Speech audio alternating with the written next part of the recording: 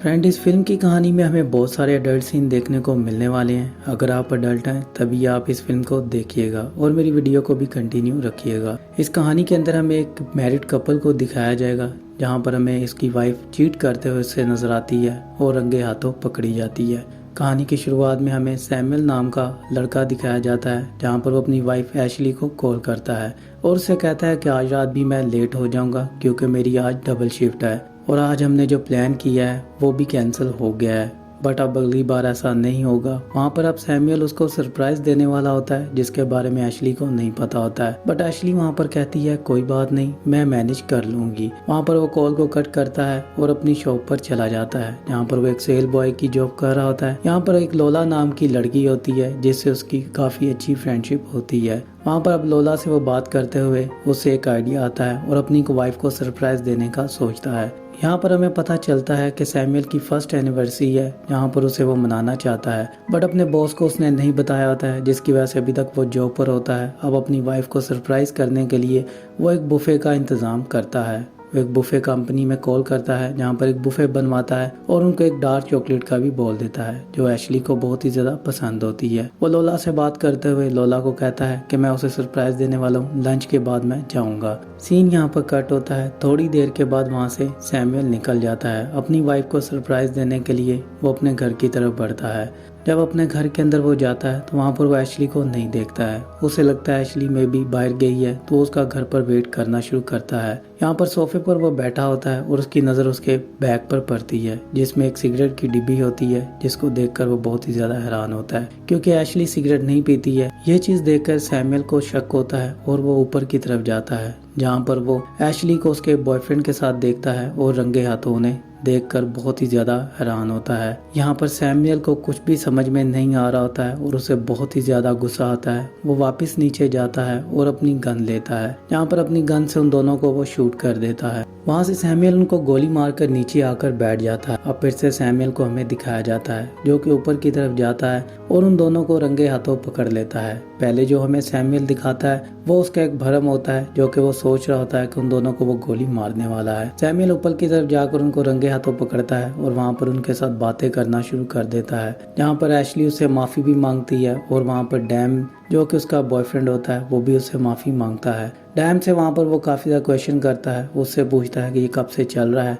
अब वहाँ पर डैम उसे सब कुछ बताता है कि उसको 40 हफ्ते हो चुके हैं उसकी वाइफ के साथ ये सब कुछ करते हुए। वहाँ पर सैमुअल बहुत सारे क्वेश्चन करता है, अपनी पत्नी के बारे में जानने की कोशिश करता है। यहाँ पर सैमुअल ऐसे क्वेश्चन करता है जिसको सुनकर बहुत ही ज्यादा अजीब लगता है जो कि हस्बैंड के मुंह से ऐसे क्वेश्चन सुनने के बाद वहाँ पर डैम भी शर्मिंदा होना शुरू हो जाता है। वहाँ पर एशली के साथ सैमुअल एक बहुत ही बुरी हरकत करता है जिसको सुनकर पहले तो एशली उसे मना कर देती है बट एशली के पास कोई ऑप्शन नहीं होता है क्योंकि सैम उसे कहता है अगर तुमने ये ना किया तो मैं तुम्हें गोली मार दूंगा। वहाँ पर उसके साथ वो जॉब करवाता है जिसको देखकर डैम भी बहुत ही ज्यादा शर्मिंदा हो रहा होता है पर डैम के पास कोई ऑप्शन नहीं होता है और वो सैमुअल की सारी बात सुन रहा होता है। सैमुअल जैसे कह रहा होता है वैसे ही वो दोनों कर रहे होते हैं। अब डैम के बारे में वहाँ पर सैमुअल जानता है कि ये कौन है। वो एक फ्लाइट फाइटर होता है। डैम को सब लोग फ्लैश के नाम से जानते हैं और वो बहुत ही अच्छा पायलट होता है। यहाँ पर अब डैम की ये सारी सच्चाई जानने के बाद उसे पता चलता है कि डैम एक बहुत ही अमीर लड़का है जिसके साथ मेरी वाइफ ये सब कुछ कर रही होती है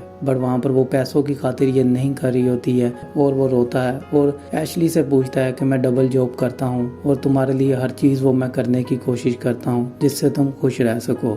वहाँ पर एशली उसे बहुत ही ज़्यादा समझाने की कोशिश करती है और उसे कहती है मुझसे गलती हो गई है, मुझे माफ़ कर दो। यहाँ पर ये हमें पूरा ड्रामा देखने को मिलता है इसी कमरे के अंदर। फाइनली वो टाइम आता है जहाँ पर डैम के बारे में पता चलता है कि उसकी एक वाइफ है, उसका एक बेटा है और उसकी वाइफ प्रेग्नेंट है।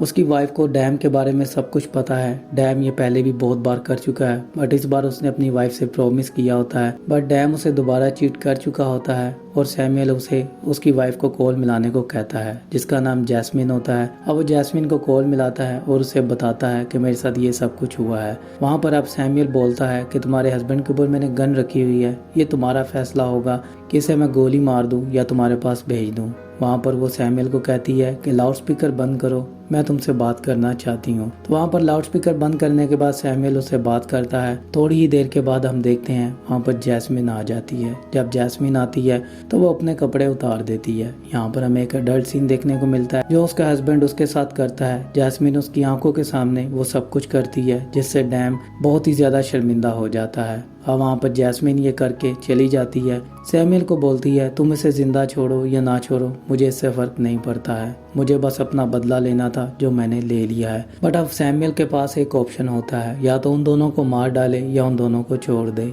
अब वो एशली के पास जाता है, उसे कहता है कि तुम्हें इसे मारना होगा अगर तुम्हें जिंदा रहना है। वहाँ पर एशली उसकी बात सुनती है और वो डैम को मारने की कोशिश करती है जहाँ पर गन के अंदर कोई गोली नहीं होती है। और वो डैम को समझाता है देखो आज ये अपनी जान बचाने के लिए तुम्हारी भी जान ले रही है। वहाँ पर डैम उससे फिर से माफ़ी मांगता है बट सैमुअल का दिमाग बहुत ही ज़्यादा ख़राब हो चुका होता है, वो उसे माफ़ी नहीं दे रहा होता है।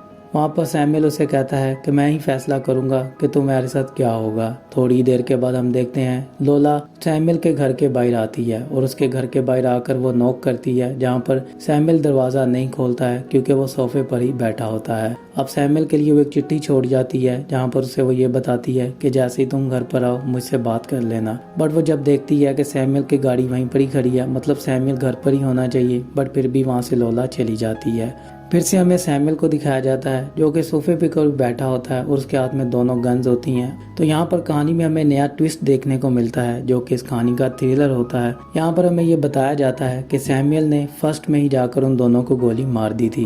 उसके बाद जब सैमुअल दोबारा रूम में जाता है और आकर सोफे पर बैठता है तो इमेजिनेशन कर रहा होता है। ये सब कुछ उसने इमेजिनेशन किया होता है कि जो कुछ भी वो करता है वहाँ पर जैस्मिन नहीं आती है, ये सब कुछ उसकी इमेजिनेशन होती है। जब एशली और डैम एक दूसरे के साथ पकड़े जाते हैं तो वहाँ पर सैमुअल फर्स्ट में उन दोनों को गोली मार देता है और अपने बागीचे में उनको दफना देता है। तो इसी तरह यहाँ पर फिल्म की कहानी एंडिंग होते हुए नजर आती है और वहाँ पर सैमुअल ये भी सोचकर हमें बताता है कि उसकी वाइफ के साथ उसका बॉस भी गलत कर चुका होता है। यहाँ पर सैमुअल की पूरी कहानी की एंडिंग होते हुए नजर आती है और इस फिल्म का नाम है एडल्टर्स। 2015 की ये फिल्म है फ्रेंड, और जस्ट एडल्ट इस फिल्म को देखें। अगर आप अडल्ट हैं तो मेरी वीडियो को लाइक कर दें, शेयर कर दें, मेरे चैनल को सब्सक्राइब कर दें। मिलता हूँ आपसे नेक्स्ट वीडियो में, अपना ख्याल रखिएगा। Take care, bye.